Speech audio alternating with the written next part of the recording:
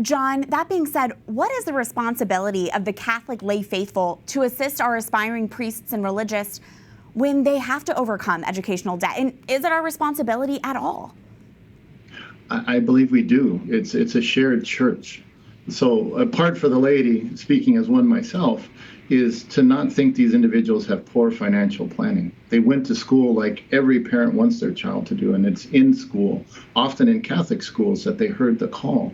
And so they're just following up where God has chosen them out of something that has left them with this debt. And so we, one, ought not point fingers of saying they're doing something wrong.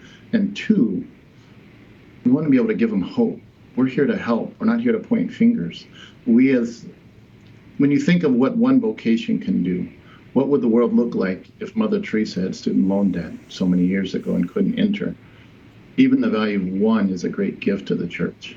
So we as a laity, one, continue to support our priests and religious in prayer, and two, seek what we can do to help them, not to hinder them. Great advice.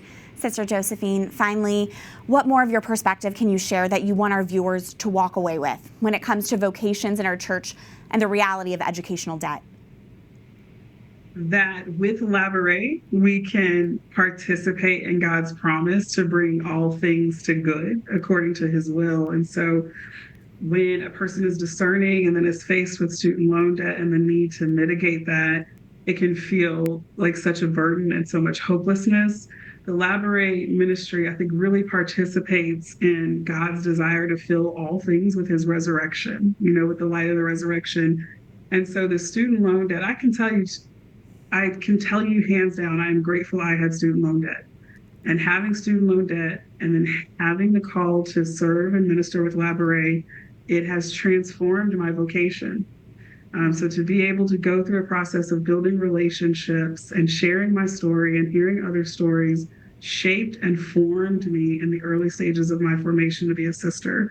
And so that's the message I want to leave people with, that we have this problem in our church that's impacting vocations. God doesn't just want to solve it. He wants to fill it with the promises of his resurrection, which is always more. And Labouré is really participating in that in a profound way. Well, thank you both for reminding us about the reality of God's hope and fulfillment when it comes to this aspect of our church.